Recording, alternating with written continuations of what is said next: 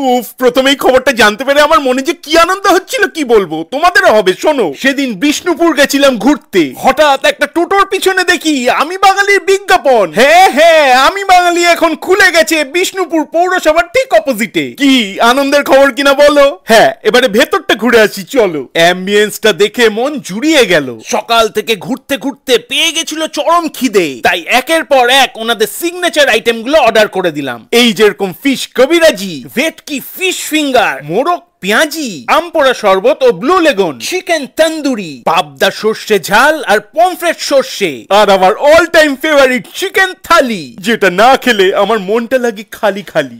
ভাতটা কেন ওরকম ভাবে ভাগ করলাম বলছি, মানে সঙ্গে ইলিশ ভাপাটাও অর্ডার করেছিলাম তো, ওটা একটু সাদা ভাত দিয়ে না খেলে ভালো লাগে না। হ্যাঁ হ্যাঁ, খাবো তো, গোবিন্দভোগ চালের বাসন্তী পোলাও বলে কথা, মাটন কষা দিয়ে মাখিয়ে খেতে লাগে জাতা। তাহলে আর চিন্তা রইল না, পরের বার বিষ্ণুপুর গেলে চলে যাবে আমি বাঙালিতে।